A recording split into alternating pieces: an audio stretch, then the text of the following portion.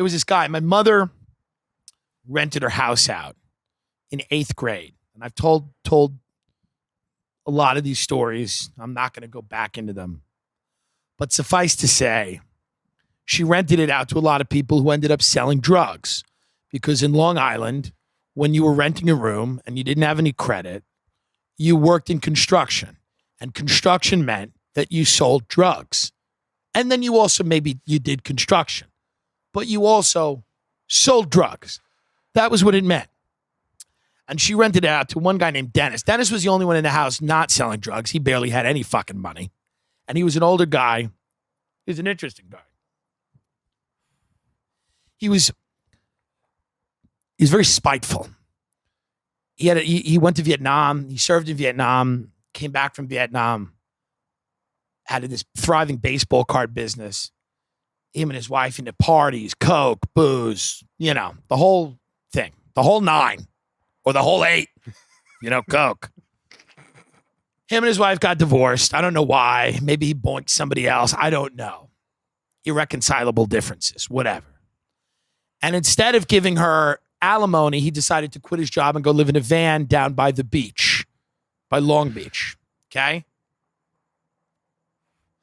He then moved into my mother's house, where he befriended me and my friend Shay, and he would tell us all these stories about, bar fights and Vietnam. And he was a cynic because he was old enough to have heard all the bullshit from every politician. And he ended, as many people do, in a room drinking wine out of a Burger King cup with ice in it, smoking a pack of Marlboro Reds a day, and saying the N-word. Now, that's neither here nor there, and I don't endorse that kind of behavior. I'm saying idealism ends usually there, is what I'm saying. If you don't have a healthy dose of cynicism, you're going to end up like Dennis. Dennis was not a bad man. He wasn't great. His kids hadn't spoken to him in 5 years, and they called him once, and he was so drunk, he answered, he went, hello, hello. And they went, hi, Dad. And he went, hey, what are you doing? And they said, I think I'm going to go. And he goes, whatever. After everything that happened, Dennis said, life in the big city. It was one of my favorite quotes he ever said. Life in the big city. My mother would go, the cops are going to probably raid the house because they were running a pretty big coke operation upstairs. And Dennis would go, life in the big city.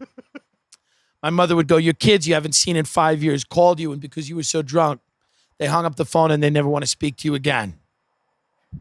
Life in the big city. He would say that.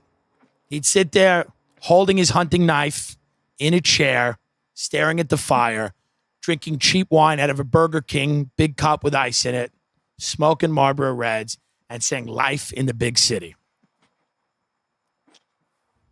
He had a few other sayings. Now, these are not good sayings. I do not speak this way. And I could say it was a different time, but there was no time when this was appropriate. He'd walk around and say, there's an N-word in the woodpile. I don't know what that meant. I don't know why he would say that. He was a deranged man who had lost most of what you could ever get in life. He had nothing left.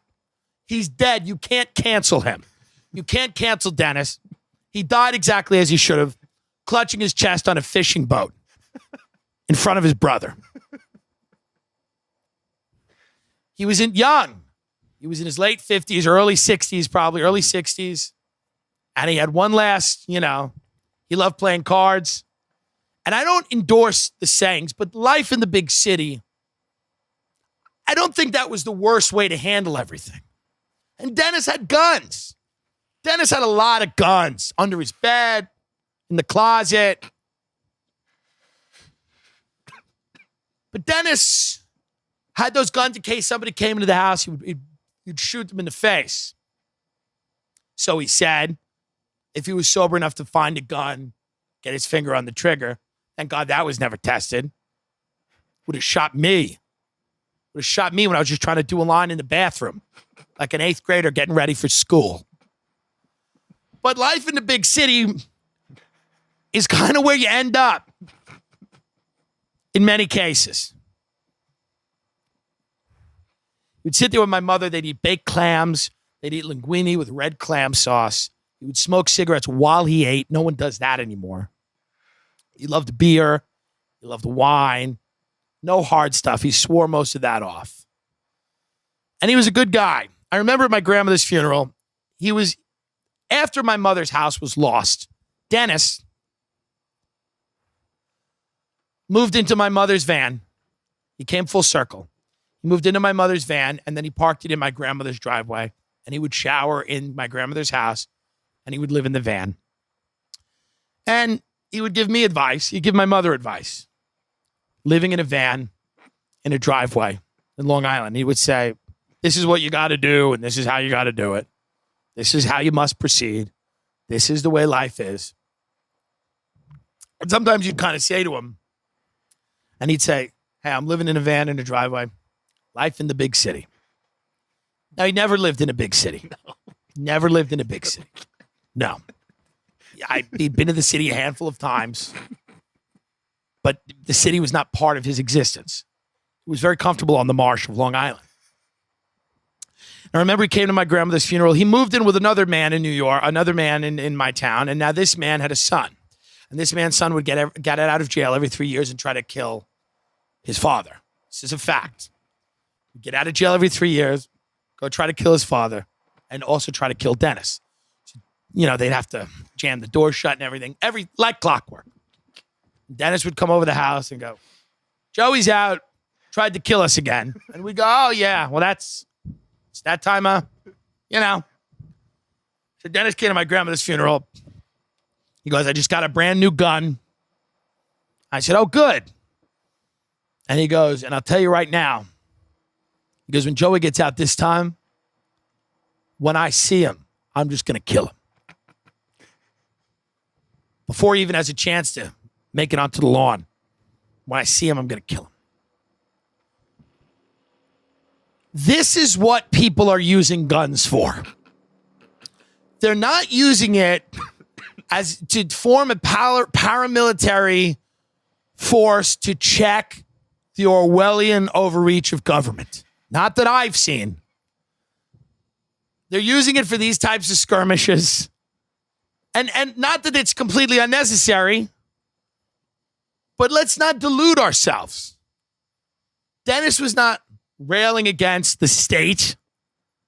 He just wanted to shoot his friend's son before his friend's son came in the house and tried to kill his father and Dennis. That's all. I get it. Life in the big city. I miss Dennis.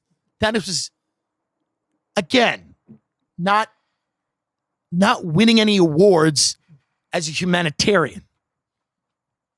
Who's not the most woke person. I think we've established that. He was not woke. He was barely awake, literally. If you need, go get a potato and put a Marlboro Light in its mouth and watch that and then press play on your phone.